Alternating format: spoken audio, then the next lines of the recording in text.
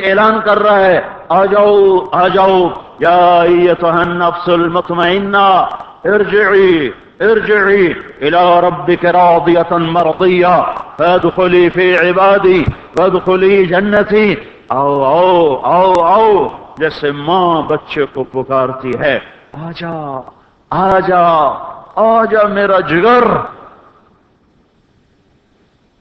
ایسے ہی اللہ پکار رہا ہے آ جاؤ آ جاؤ آ جاؤ۔ ان چیزوں میں کامیابی نہیں ہے، نہیں ہے میرے بھائیو۔ نیا سال 1426 سال ختم ہو گئے، ہمارے نبی کی ہجرت کو 1426 سال ختم ہو گئے، 1425 سے بھی آگے گاڑی چلی گئی اور 27واں کے بھی 3 دن گزر گئے۔ صلی اللہ علیہ وسلم کا سامنا کرنا ہے، اور جنت ہے ساری نعمتوں کے ساتھ، جہنم ہے سارے عذابوں کے ساتھ، تو ہمارے لیے تو روا نہیں ہے۔ کتنی نسل ہے جو جنوری میں ناچنے لگتی ہے، کیا کریں کیسے سمجھائیں، کوئی سمجھ میں نہیں آتا، ہر تدبیر ہی ٹوٹ کے رہ جاتی ہے، ہر منصوبہ خس و خاشاک کی طرف بہہ جاتا ہے۔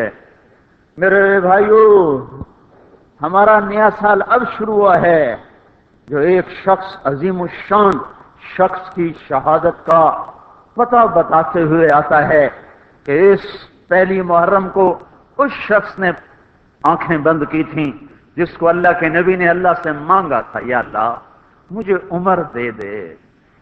اللہ کا دین ہے اتنا عظیم الشان دین، اس دین کی بلندی کے لیے اللہ کے نبی نے ہاتھ اٹھائے، اے میرے اللہ عمر بن خطاب کا تجھ سے سوال کرتا ہوں، اللہم اعز الاسلام بعہد العمرین، میرے مولا یہ 2 عمر ہیں، ایک عمر ابن ہشام ہے جو ابو جہل کہلاتا ہے، ایک عمر بن خطاب ہے، میرے مولا ان 2 میں سے ایک دے دے۔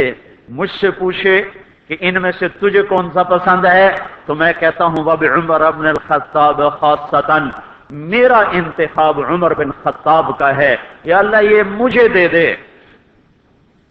بدھ کو ابو بکر رضی اللہ تعالیٰ عنہ کو مار پڑی حرم میں، اتنا مارا کہ ان کا چہرہ ناک سب برابر ہو گیا، آنکھیں چھپ گئیں گوشت میں سوج کر، سر کے بال اتر گئے۔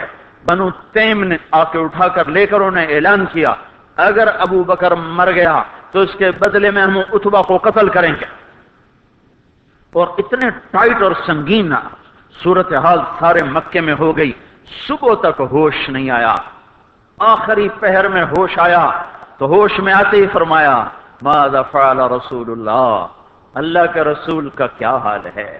تو خاندان والے ناراض ہو گئے، جس کی خاطر تو اتنا خوار ہوا پھر اسی کا نام لیتا ہے، ہم جا رہے ہیں۔ پھر ماں سے کہنے لگے چلو اس کو کچھ کھلا پلا تو دو، رشتے ناطے کا بڑا خیال کرتے تھے قریش۔ ماں نے دودھ پلانا چاہا، کہا نہیں پہلے مجھے بتاؤ اللہ کے نبی کا کیا حال ہے، پھر دودھ پیوں گا۔ تو ان کی ماں تو بھی مسلمان نہیں ہوئی تھی، کہ مجھے کیا پتا تیرے ساتھی کا کیا حال ہے۔ کہا ام جمیل کو بلاؤ۔ ام جمیل حضرت عمر کی بہن ام جمیل آ گئیں، پوچھا اللہ کے نبی کہاں ہیں؟ کہا زید بن ارقم کے گھر پر ہیں۔ ٹھیک ہیں؟ کہا نہیں جب تک دیکھ نہ لوں مجھے چین نہ آئے گا۔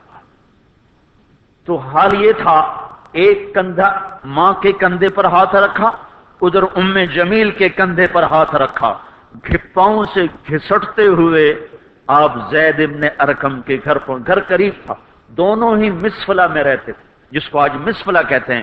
مکہ ٹاور جو لوگوں نے دیکھا ہے، مکہ ٹاور کے پیچھے ہی ابو بکر کا گھر تھا، اسی طرف میں تھوڑا سا آگے زید بن ارقم کا گھر تھا۔ تو گھسٹتے ہوئے پاؤں کے ساتھ جب وہاں پہنچے، آپ کی جب نظر پڑی اللہ کے نبی کی تو گلے لگ کر آپ اتنا روئے کہ آپ کی ہچکیاں بند، پھوٹ پھوٹ کے روئے۔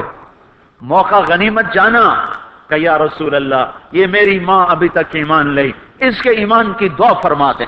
آپ کے ہاتھ اٹھنے تھے کہ ابوبکر کی ماں کا سینہ ایمان سے روشن ہو گیا۔ یہاں پھر آپ نے بے بس ہو کر کہا اے میرے رب ایک عمر مجھے دے دے، یا عمر بن خطاب دے دے، یہ عامر ابن ہشام دے دے اور میں عمر بن خطاب مانگتا ہوں۔ یہ جمعرات کو رات کا واقعہ، بدھ جمعرات کی درمیانی رات کو دعا مانگی گئی ہے۔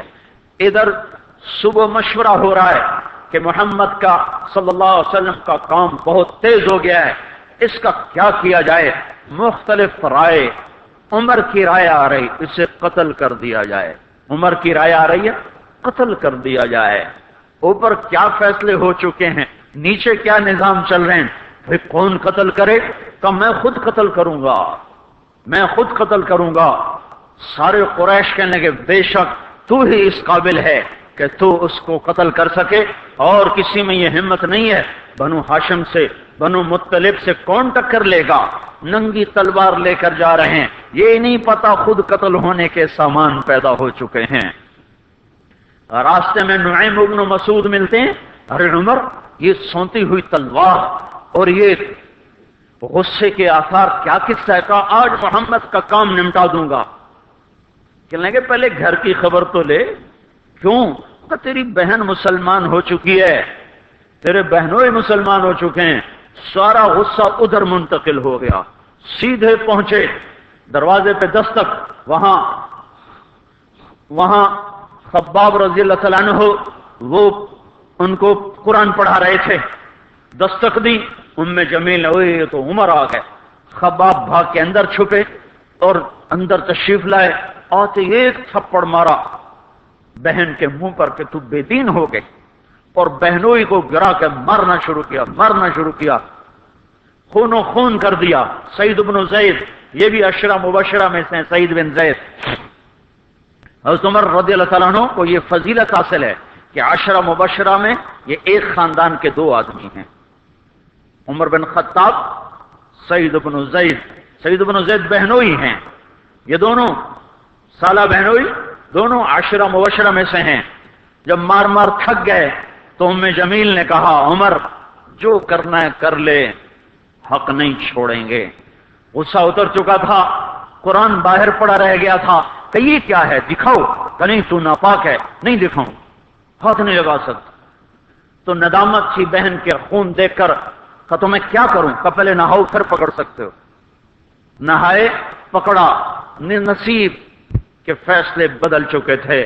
سامنے آیا طٰہ ما انزلنا علیک القرآن لتشقى الا تذکرۃ لمن یخشى تنزیل ممن خلق الارض والسماوات العلا الرحمن على العرش استوى له ما في السماوات وما في الارض وما بينهما وما تحت الثرى وان تجهر بالقول فانه يعلم السر واخفى الله لا اله الا هو له الاسماء الحسنى وهل اتاك حديث موسى إذ رأى نارا فقال لأهلهم امكثوا إني آنست نارا لعلي آتيكم منها بقبس أو أجد على النار هدى فلما أتاها نودي يا موسى إني أنا ربك فاخلع نعليك إنك بالوادي المقدس طوى وأنا اخترتك فاستمع لما يوحى إنني أنا الله لا إله إلا أنا۔ جب یہاں پہنچے تو دل کپ کپا گیا، ایک دم ایمان اندر میں اترا، جسم پہ راشا طاری ہو گیا کہ مجھے محمد کے پاس لے چلو۔ تو اسی وقت خباب نکل آئے کہ مبارک مبارک عمر، لگتا ہے رات کی دعا تیرے حق میں قبول ہو گئی۔ تلوار اسی طرح ہاتھ میں زید ابن ارقم کے گھر کی طرف چلے کہ وارڈ میں صحابہ نے دیکھا یا رسول اللہ عمر آ رہا ہے۔ حمزہ پہلے اسلام لا چکے تھے، فرمایا آنے دو، نیت ٹھیک ہے تو اس کا نصیب ہے، اگر نیت خراب ہوگی تو اسی کی تلوار سے اس کا سر اڑا دیا جائے گا۔ اندر آئے، دروازے پر دستک دی، اندر آئے تو آپ نے دیکھا اور ایسے دامن پکڑ کے جھٹکا دیا، اما آن لک ان تشہد ان لا الہ الا اللہ، عمر کیا ابھی وقت نہیں آیا کہ تو کہہ دے لا الہ الا اللہ؟ ان کا ہاں وقت آ گیا، میں کہتا ہوں لا الہ الا اللہ محمد الرسول اللہ۔ یہ کہنا تھا کہ خوشی کی لہر دوڑی، صحابہ نے تکبیر کہی، اسی وقت جبریل اترے، عرض کی یا رسول اللہ آپ کو عمر کے اسلام پہ خوشی ہو رہی ہے؟ فرمایا ہاں ہو رہی ہے، کہ سارے آسمان کے فرشتے بھی خوش ہو کہ آج عمر مسلمان ہوا، کیا ماؤں نے لال جنے تھے؟ کیا دھرتی نے انسان دیکھے تھے؟ آج تک دنیا ایسا بادشاہ نہ دکھا سکی جو 22 لاکھ مربع میل پہ حکومت کر کے مسجد میں جھاڑو دے رہا ہو، جو 22 لاکھ مربع میل پر حکومت کر کے پانی کی مشق کندھے پہ اٹھا کے بیوہ عورتوں کے گھر میں گھڑوں میں پانی بھرنے جا رہا ہو۔ امیر المومنین کہاں جا رہے ہو؟ فلاں اماں کے گھڑے میں پانی بھرنے جا رہا ہوں، فلاں کے گھر میں پانی بھرنے جا رہا ہوں۔ 22 لاکھ مربع میل پہ حکومت کر کے دھرتی نے ایسا بادشاہ نہیں دیکھا جو اونٹ چراتا پھر رہا ہو، اور جو بیت المال کا اونٹ گم ہوا، چولے کو باندھا اور دوڑ لگائی، آگے احنف بن قیس ملے، ارے کہاں جا رہے ہو امیر المومنین؟ کہ تو بھی آ جا، بیت المال کا اونٹ گم ہو گیا ہے، مل کے تلاش کریں۔ پتہ نہیں کتنے مسلمانوں کا اس میں حصہ ہے۔ دھرتی ایسا بادشاہ نہ دکھا سکے گی، نہ دکھا سکے گی، کوئی ایسا آیا ہی نہیں ہے کہ جو اتنی بڑی سلطنت کا مالک ہو اور کیکر کے درخت کے نیچے بغیر پیروں کے سو رہا ہو۔ یہ ہمارے چھوٹے چھوٹے حکمران، ووٹوں کے ذریعے سے کرسیوں پر بیٹھنے والے، ان بے وقوفوں کے آگے بھی پہرے، پیچھے بھی پہرے، دائیں بھی پہرے، بائیں بھی پہرے، اوپر بھی پہرے، ان کی گاڑیاں بھی بلٹ پروف، یہ پھر بھی ڈرتے ڈرتے جا رہے کہ انہوں نے ظلم کیا، یہ اپنی ذات میں خوف زدہ ہو گئے۔ عمر نے اپنے نام کے ساتھ فاروق کا لقب آپ نے کہا عمر فرق بین الحق والباطل، عمر وہ عمر ہے جس نے حق اور باطل میں فرق کر کے دکھا دیا، اس لیے یہ فاروق ہے، اس نے حق اور باطل میں فرق کر کے دکھایا، یہ فاروق ہے۔ حسن بصری فرمایا کرتے تھے اپنی محفلوں کو عمر کے ذکر سے سجاؤ۔ حضرت عائشہ فرمایا کرتی تھیں عمر کے تذکرے کیا کرو، کہ جب عمر کا تذکرہ ہوتا ہے تو عدل کا تذکرہ ہوتا ہے، جب عدل کا تذکرہ ہوتا ہے تو اللہ کا تذکرہ ہوتا ہے۔ کہ ہم عائشہ رضی اللہ تعالیٰ عنہ فرمایا کرتی تھیں اتنے بڑی سلطنت پر حکومت کرنے کے بعد اللہ کی راہ میں جانے والے مجاہدین کے گھر کیا کھڑا ہوا ہے، دروازے پہ دستک دے رہا ہے، بیٹی کوئی بازار سے سودا لینا ہو تو مجھے بتاؤ، تیرے گھر والا تو اللہ کی راہ میں ہے، میں تمہارے گھر کا سودا لے آؤں، کیا کیا چیز چاہیے؟ تم نے اپنے خامند کو خط لکھنا ہوگا، تم تو لکھنا نہیں جانتی، مجھے بتاؤ میں تیرے خامند کو تیری طرف سے خط لکھوں۔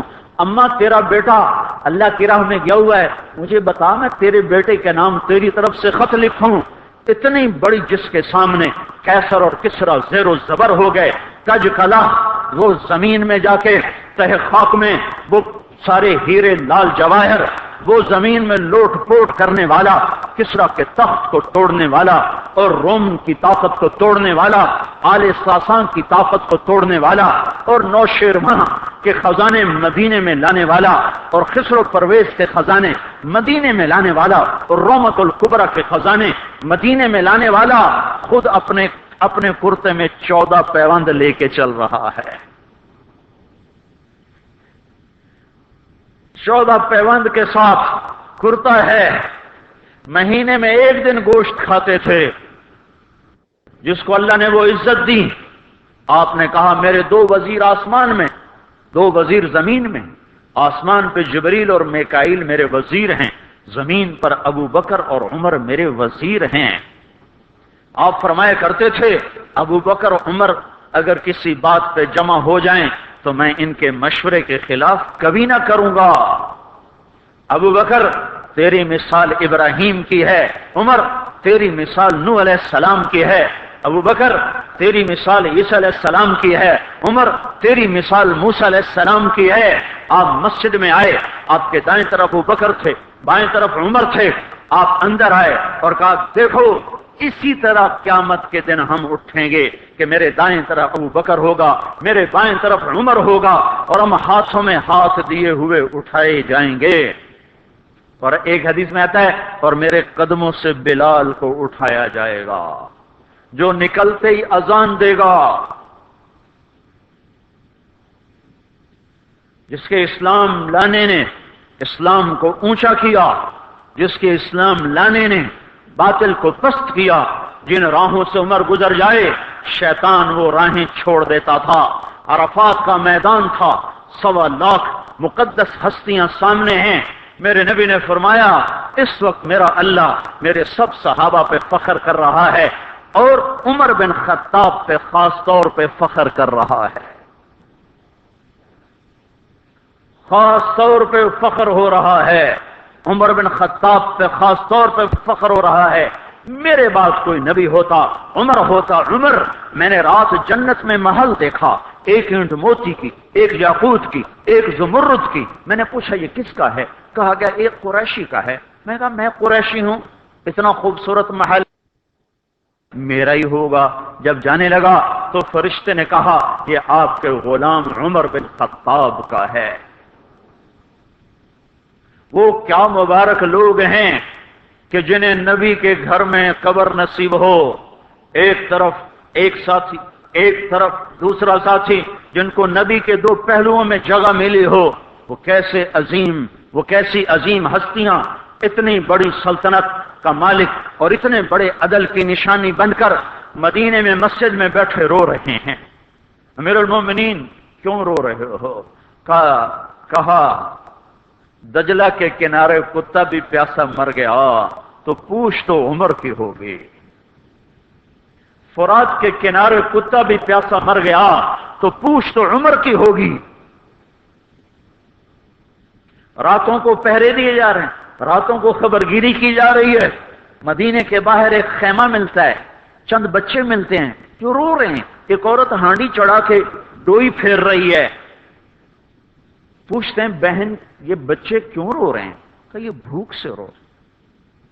ہانڈی میں کیا ہے؟ پانی، کچھ بھی نہیں۔ کیوں چڑھایا ہوا ہے؟ بہلانے کے لیے۔ سو جائیں گے روتے روتے، میرا اور عمر کا اللہ کے ہاں فیصلہ ہوگا۔ تو عمر کی ہچکیاں بند گئیں کہ عمر کو بہن تیرے حال کی کیا خبر؟ کہ پھر ہمارا بادشاہ کیوں بنا ہے؟ اگر ہمارے حال کی خبر نہیں لیتا تو ہمارا خلیفہ کیوں بنا ہے؟ پر لگ گئے، بیت المال سے سامان نکالا، بوری بھری، سر پہ اٹھائی، کمر پہ اٹھائی۔ غلام اسلم نے کہا میں اٹھاؤں؟ کہ قیامت کے دن بھی میرا وزن تو اٹھائے گا۔ اسی طرح بھاگے ہوئے آئے، پنیر نکالا، آٹا نکالا، گھی نکالا، شہد نکالا، ڈال کے ہانڈی میں نیچے آگ، خود دھواں، گیلی لکڑیوں میں پھونکے مار مار مار آگ جلائی، حلوہ تیار کیا، پھر پلیٹوں میں ڈال ڈال کے بچوں کو کھلایا۔ وہ عورت کہنے لگی کاش عمر کی بجائے تو خلیفہ ہوتا۔ تو یہ نہیں کہا کہ میں ہی عمر ہوں، میں ہی عمر ہوں۔ فرمایا جب کل تو امیر المومنین سے ملے گی تو مجھے بھی وہیں دیکھ لے گی، مجھے بھی وہیں پا لے گی۔ پھر وہاں بیٹھ کے دیکھتے رہے، اٹھ کے چل دیے۔ بچے ہنسنے لگے، کھیلنے لگے، تو اپنے غلام سے فرمایا میں نے انہیں روتا دیکھا تھا، میرا جی چاہا میں انہیں ہنستا بھی دیکھوں۔ 22 لاکھ مربع میل پہ اسلام پھیلا کر حکومت اس سے بھی بڑے علاقے میں لوگوں نے کی۔ چنگیز نے اس سے زیادہ فتوحات کی، محمود غزنوی نے اس سے زیادہ کی، سکندر تیمور نے اس سے زیادہ کی۔ پر فتوحات کر کے یوں خدمت کر رہا ہو، پانی بھر رہا ہو، اونٹ چرا رہا ہو، امامت کرا رہا ہو، 14 پیوند لگے کپڑوں کے ساتھ خلافت کے تخت پر بیٹھا ہوا ہو، یہ دھرتی میں پھر کوئی نہیں آئے گا۔ ہے نماز میں خنجر لگا، نماز پڑھاتے ہوئے 27 ذوالحج، 27، 28، 29 یکم کو انتقال ہوا۔ یکم محرم موت کے آثار گہرے نظر آئے۔ بیٹے کو بلایا کہ بیٹا جاؤ اما عائشہ سے پوچھ کے آؤ کہ عمر اپنے ساتھیوں کے ساتھ دفن ہونے کی اجازت چاہتا ہے۔ امیر المومنین کے لقب سے بات نہ کرنا، عمر کہنا۔ عمر، اب میں امیر المومنین نہیں رہا۔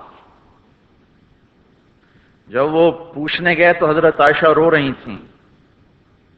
انہوں نے عرض کی اما جان میرا باپ اپنے ساتھیوں کا پڑوس چاہتا ہے۔ انہوں نے فرمایا یہ جگہ تو میں نے اپنے لیے رکھی تھی، لیکن اگر عمر چاہتے ہیں تو ان کو مجھ پر فضیلت ہے، میں ان کے لیے دستبردار ہوں۔ انہوں نے واپس آ کر خوشخبری سنائی، مبارک ہو، اجازت مل گئی۔ کہ نہیں، شاید میرے شرم میں اجازت دی ہو، جب مر جاؤں تو مجھے دوبارہ دروازے کے سامنے رکھ کر پھر جا کے پوچھنا، اس وقت اجازت ملے تو پھر لے جانا، ورنہ مجھے بقیع کی طرف لوٹا دینا۔ اتنے میں حضرت علی آئے، پریشان دیکھا، عمر کیوں موت سے ڈر گئے؟ کہ نہیں، موت کے بعد کی گھاٹی سے ڈر رہا ہوں۔ کہ ڈرو نہیں، میرے ان کانوں نے سنا ہے اور اتنی دفعہ سنا ہے کہ میں گن نہیں سکتا کہ اللہ کے نبی فرمایا کرتے تھے ابو بکر اور عمر جنت کے بڑی عمر کے لوگوں کے سردار ہیں۔ آپ نے فرمایا تو اس بات کی گواہی دے گا؟ تو میں بھی دوں گا، میرا بیٹا حسن بھی دے گا۔ امام حسن بھی ساتھ تھے، کہ میں بھی دوں گا، میرا بیٹا حسن بھی گواہی دے گا۔ پھر بھی ہے جو جنت کی بشارتیں لیے ہوئے ہیں، 10 مبشرہ، ابو بکر جنتی، عمر جنتی، عثمان جنتی، علی جنتی، طلحہ جنتی، زبیر جنتی، ابو عبد الرحمن بن عوف جنتی، ابو عبیدہ بن جراح جنتی، سعید بن زید جنتی۔ آپ نے نام لے کر گنے، نام لے کر گن کر کہا، سنو ابو بکر جنتی ہے، عمر جنتی ہے، عثمان جنتی ہے، علی جنتی ہے، طلحہ جنتی ہے، زبیر جنتی ہے، سعد بن ابی وقاص جنتی ہے، عبد الرحمن بن عوف جنتی ہے، ابو عبیدہ بن جراح جنتی ہے، سعید بن زید جنتی ہے۔ میں ان سے راضی ہوں، لوگوں ان کا حق پہچانو، میں ان سے راضی ہوں، میں ان سے راضی ہوں۔